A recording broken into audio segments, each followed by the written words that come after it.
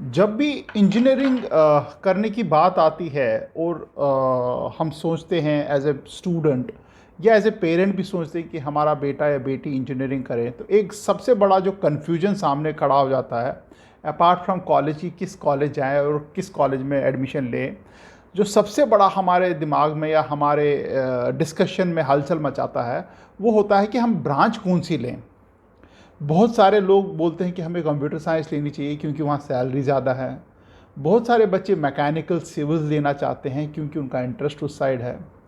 और बहुत सारे बच्चे जो कुछ ब्रांच लेना चाहते हैं बट उनको ब्रांच मिल नहीं पाती क्योंकि उनको कॉलेज अलग मिल जाता है और उस कॉलेज में उनको ब्रांच नहीं मिल पाती because of the merit list या जो भी उनका स्कोर होता है, उसका एंट्रेंस का स्कोर होता है। तो आज का वीडियो मैंने सोचा ऐसी चीज़ पे बनाया जाए जिसमें स्टूडेंट एंड पेरेंट्स खुद ही डिसाइड करें कि ब्रांच का कन्फ्यूजन दूर कैसे किया जाए। तो मैंने 7 ऐसे क्वेश्चंस बनाए हैं जो आप अपने आप से पूछिए और पूछ के उसके ऊपर रिसर्च करके आपको एक सोल्यूशन आ जाएगा आपके सामने।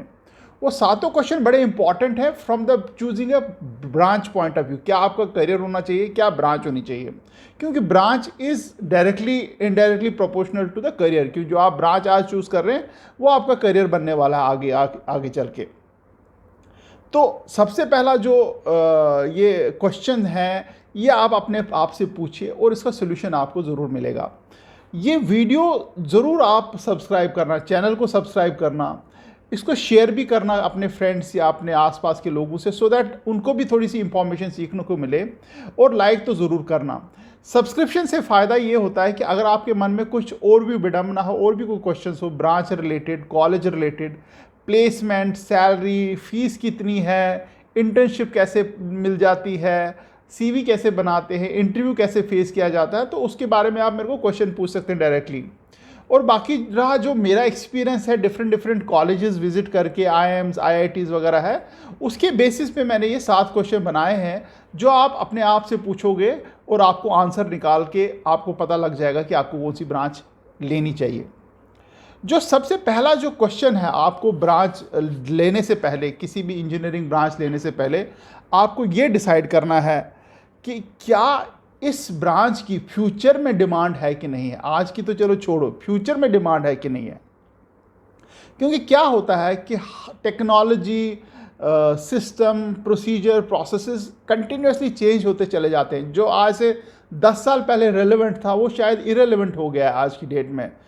आज की डेट में ई कॉमर्स इतनी बड़ी इंडस्ट्री बनती चली गई है जो आज से 10 साल पहले हमने सोचा भी नहीं था कि हम लोग कपड़े, ग्रॉसरी वगैरह सब ऑनलाइन मंगाएंगे, बट आज हो रहा है। So technology has change, not only computer technology, आपकी जो manufacturing technology, civil technology, even जो मटेरियल टेक्नोलॉजी है, सब कुछ चेंज होती चली जा रही है और उसमें अपग्रेडेशन आती जा रही है। और बिकॉज ऑफ द इंटरनेट वो टेक्नोलॉजी एक जगह से दूसरी जगह बड़ी तेज़ी से फ्लो करती जा रही है। पहले क्या होता था इंडिया में कि टेक्नोलॉजी बाहर आ जाती थी, भाई इंडिया के कॉलेजेस में उनके सिलेबस बनने में, उनके करिकुलम में आने में टाइम लग जाता था। अब वो टाइम नहीं लगता। अगर बाहर कोई टेक्नोलॉजी नहीं आ रही तो उसको करिकुलम में डालने में 1-2 साल में वो आ जाता है। सो पहला काम आपको करना है कि यार ये फ्यूचर में रिलेवेंट है कि नहीं है ये ब्रांच।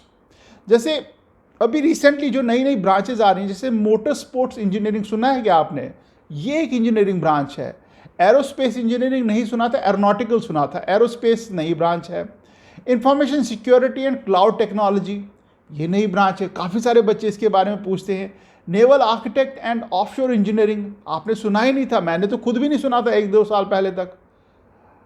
ब्लैकचेन टेक्नोलॉजी, मेरे को तो अभी भी कंफ्यूजन है ब्लैकचेन टेक्नोलॉजी होती है, बट टेक्नोलॉजी है, धड़ल्ले से लोग इसके ऊपर काम कर रहे हैं और फ्यूचर टेक्नोलॉजी इसको बोली जाती है। तो आप जब भी कोई ब्रांच चुने तो आप देखिए यार इसका अगला 10-20-25 साल फ्यूचर है कि नहीं है। अगर फ्यूचर आपको थोड़ा नहीं लग रहा है तो अवॉइड दैट ब्रांच। अगर आपको लगता है हाँ यार यही ब्रांच का फ्यूचर है आगे, तो उसको पकड़ लो, आप छोड़ो मत। जो क्वेश्चन नंबर 2 है वो ये है कि what are the trends that could influence the demand in the future. ऐसी कौन सी ट्रेंड हैं जो उस ब्रांच की डिमांड को इन्फ्लुएंस कर सकते हैं। फॉर एग्जांपल ऐसा क्या हो रहा है, फॉर एग्जांपल इंडिया में काफ़ी रेल रोड नेटवर्क डेवलप हो रहा है पिछले 8-10 साल से।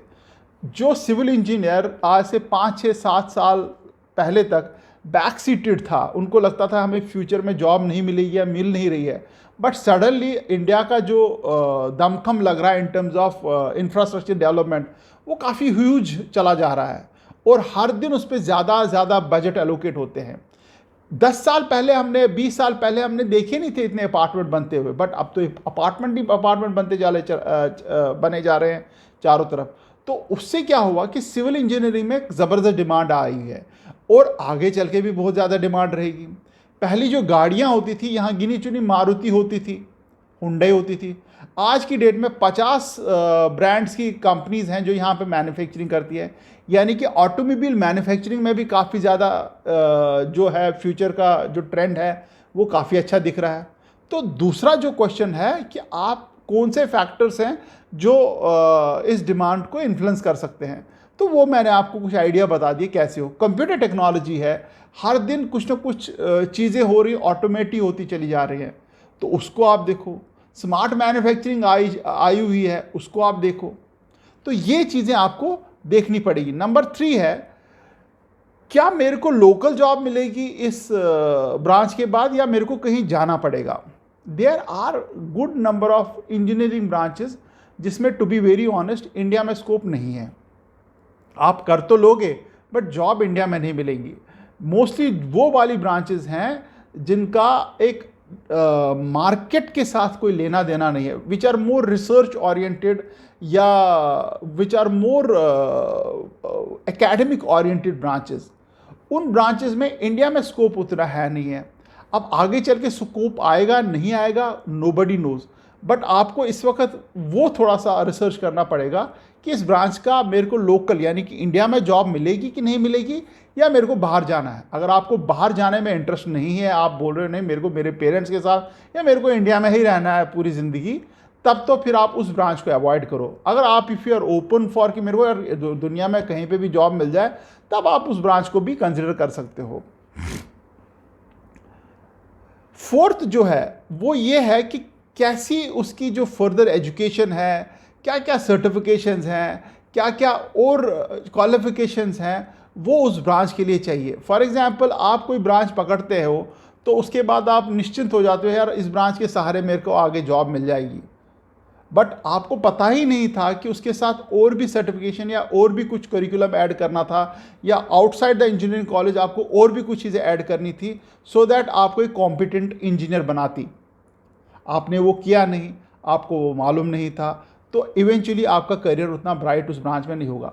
इट इज़ बेटर कि आज की डेट में before you choose A branch आप समझ लें कि मेरे को, जैसे कंप्यूटर साइंस में है, बहुत सारा जो करिकुलम है आपका जो कॉलेज का वो उतना अपडेटेड नहीं है, तो बच्चे क्या करते हैं वो बाहर जाके ऑनलाइन क्लासेस लेते हैं, वर्कशॉप्स अटेंड करते हैं, कॉन्टेस्ट कोडिंग कॉन्टेस्ट अटेंड करते हैं, तब जाके वो उनकी स्किल्स ज़बरदस्त हो जाते हैं, तब जाके उनकी प्लेसमेंट होती है।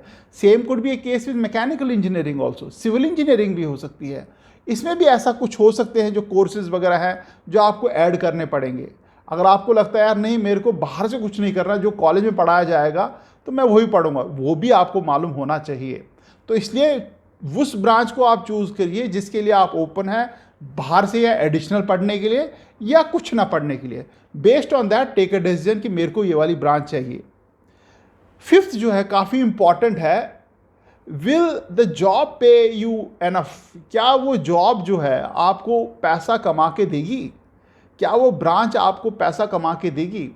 The answer is yes, go for it. The answer is उतना नहीं, then you take important call, नहीं यार मेरे को ब्रांच में इंटरेस्टेड है, पैसा नहीं उतना मिल रहा, कोई बात नहीं है। But there are some branches जहाँ पे आपको ज़्यादा सैलरी मिलती है, जहाँ पे आप ज़्यादा पैसा बनाते हो। देयर आर सम ब्रांचेस जिसमें उतना पैसा बनता नहीं है, जिसमें उतनी सैलरीज होती नहीं है। आप खुद ही R&D करो, रिसर्च करो। अगर आपकी प्रायोरिटी सैलरी ही है सिर्फ और ब्रांच से कोई लेना देना नहीं है, तो आप प्लीज़ अकॉर्डिंगली डिसीजन ले लो। अगर आपको लगता है नहीं यार मेरे को इंटरेस्ट है ब्रांच में, सैलरी भले ही थोड़ा कम मिले, मेरी satisfaction is more important, then you take a accordingly decision. But research ज़रूर करना इस पॉइंट पे। तीसरा जो है, क्या ये ब्रांच सेटिस्फाई करेगी मेरे को या मेरे करियर को फुलफ़िल करेगी मेरी सेटिस्फेक्शन से, यानी कि मेरे को उसके जो करियर बनने वाला है उस ब्रांच के थ्रू, क्या मैं सेटिस्फाइड रहूँगा उस करियर से? If the answer is yes, तो ब्रांच आपके लिए है। अगर आपको लगता नहीं यार ये तो मेरे लिए नहीं है, मैं आपको एग्जाम्पल देता हूँ। कोडिंग जो है, कंप्यूटर सॉफ्टवेयर जो है, वो आपको एक डेस्क में ही 24 घंटे बैठना है। आपके सामने लैपटॉप है, आपके सामने टेबल है, कुर्सी है, उसी पे सारा काम होगा। You will not go out, आपको कहीं बाहर नहीं जाना, कुछ करना नहीं। इवन मेल्स भी सब कुछ कंप्यूटर पे है, जूम कॉल भी कंप्यूटर पे है। यानी कि आप 24 घंटे, प्रैक्टिकली 24 घंटे नहीं, बट जब भी आप काम कर रहे हो तो उस वक्त 100% आप कंप्यूटर के सामने ही हो। थोड़ा बहुत किसी से मीटिंग कर ली तो कर ली। But on the other hand civil engineer को ऐसा जॉब नहीं है। Civil engineer is always on the move, always on the projects. आज इस बिल्डिंग पे, कल उस बिल्डिंग में, आज इस डैम के ऊपर, कल उस डैम के ऊपर, आज इस रोड के ऊपर, कल उस रोड के ऊपर। प्रैक्टिकली सिविल इंजीनियर्स का कोई ऑफिस ही नहीं होता है। तो दो डिफरेंट एस्पेक्ट्स मैंने आपको बताया, एक जहाँ पे एयर कंडीशन है, कैफ़े है, कैफ्टीरिया है, एक जगह बैठना है, बट बैठना एक ही जगह है। दूसरी जगह है आप मन मुताबिक अपने एक जगह से दूसरी जगह गए, देखा, विजुलाइज किया क्या बन रहा है क्या नहीं बन रहा है, उसके अकॉर्डिंगली चेंजेस किए, लोगों को समझाया ऐसे नहीं ऐसे किया, वन ऑन वन। जूम वूम कुछ नहीं है, आप ब्लू कॉलर लोगों के साथ काम कर रहे हो, वो अलग टाइप की जॉब है। तो आपको मन में बिठाना है कि आपका जो जॉब है वो क्या आपको जो ड्रीम्स है या जो आपका करियर से एस्पिरेशन थी, क्या वो सेटिस्फाई कर रहा है कि नहीं कर रहा। Mechanical on the other side it's a very routine kind of A job. आप फैक्ट्री में जाओ और शाम को वापस आओ, और फैक्ट्री में दिन भर वही काम होता है, लगभग कोई चेंज नहीं होता, सेम काम। असेंबली लाइन से पेंटिंग लाइन से और कोई लाइन, ऐसे करके चली जा रही चीज़ें। तो आपको वही प्रैक्टिकली वही काम करना, बीच में कभी फॉल्ट आ गया उसको देख लिया। तो मेंटली आपको तैयार रहना है कि मेरे को ऐसे जॉब करनी है या ऐसे जॉब करनी है, वैसे जॉब करनी है। तीनों चारों टाइप की जॉब को आपको रिसर्च करना पड़ेगा। आप ढूंढो, आप इंटरनेट पे ढूंढो या किसी फ्रेंड वगैरह सीनियर से पूछो, यार आप जॉब करो मैकेनिकल में, करना क्या होता क्या, आप सुबह 10 बजे ऑफिस जाते हो, उसके बाद करते क्या हो। एक बार आपकी समझ में आ गया तो आपको पता लग जाएगा कि मेरे इंटरेस्ट की जॉब है कि नहीं है। 7th जो है वो लास्ट है, क्या आपको उस फील्ड में सक्सेसफुल या उस ब्रांच को लेने के बाद क्या आप सक्सेसफुल होने के आप में कैपेबिलिटी है कि नहीं है। मतलब आप उस ब्रांच के लिए कैपेबल हो कि नहीं हो। ब्रांच आपके लिए कैपेबल है वो तो दूसरी बात है, क्या आप उस ब्रांच के लिए कैपेबल हो, यानी कि क्या आपके वो स्किल सेट है जो उस ब्रांच को चाहिए। फॉर एग्जांपल कंप्यूटर है, काफ़ी मैथमेटिक्स बेस्ड है, काफ़ी एनालिटिकल बेस है, काफ़ी लॉजिक्स लगते हैं इसमें, उसमें डिफरेंट टाइप का दिमाग लगता है। जब आप सिविल इंजीनियरिंग के जाते हो वहाँ पे विजुअलाइजेशन का बड़ा ज़बरदस्त काम है, हर एक चीज़ को टेस्ट करने का बड़ा ज़बरदस्त काम है, आप देख के पता लग जाता है यार ये ठीक बना है नहीं बना है। अब मैकेनिकल में जाते हो तो आपको परफेक्शन बड़ा इंपॉर्टेंट है, कोई भी चीज़ गलत नहीं होगी। अगर गलत एक भी चीज़ गलत चली गई तो करोड़ों का नुकसान हो जाएगा, क्योंकि पूरी असेंबली लाइन ख़राब हो जाएगी। गाड़ियाँ आपने सुना ही होगा कि टोयोटा ने 20,000 गाड़ियाँ वापस बुला ली क्योंकि फलाना फॉल्ट हो गया, तो काफ़ी बड़ा नुकसान है। उसमें आपको आई फॉर डिटेल चाहिए, सब बढ़िया चल रहा है। कंप्यूटर साइंस में मैथमेटिकल एबिलिटी चाहिए, एप्टीट्यूड चाहिए। सिविल इंजीनियर में विजुअलाइजेशन ज़बरदस्त आपकी चाहिए। तो हर एक चीज़ में अलग अलग रिक्वायरमेंट है, अलग अलग स्किल सेट है। आपको चूज़ करना है कि आपका स्किल सेट क्या है। अपने आप के साथ बैठ के थोड़ी देर समझिए आपका स्किल सेट क्या है और अकॉर्डिंगली आप उस ब्रांच को चुनिए। यानी कि it's a marriage between you and the branch. अगर दोनों में से एक भी चीज़ कंपैटिबल नहीं है, you will be frustrated at the end of the day. तो मैंने सोचा ये 7 चीज़ें बताएं सो दैट आप हर एक जगह पूछ के ना चलो, आप अपना भी कुछ रिसर्च, कुछ सर्वे करो, कुछ अपना भी R&D करो, so that at the end of the day you take a well informed decision. जब भी आपको डिसीजन लो वो आपका डिसीजन होना चाहिए। ऐसा नहीं होना चाहिए कि किसी ने बताया, किसी का यूट्यूब चैनल देखा, मेरे सर ने बताया, मेरे पेरेंट्स ने बताया, नहीं। इट इज़ योर डिसीजन, आपको लेना डिसीजन। इसके बाद भी आपके मन में कोई विडंबना है, किसी और ब्रांच की स्पेसिफिक ब्रांच के बारे में पूछना चाहते हैं, कॉलेज के बारे में पूछना चाहते हैं, या किसी की रैंकिंग, प्लेसमेंट, जॉब इंटरव्यूज़, कुछ भी पूछना चाहते हैं, तो मेरे को आप कमेंट सेक्शन में ज़रूर लिखना। सब्सक्राइब, लाइक और शेयर ज़रूर करना वीडियो को। All the best and thank you very much.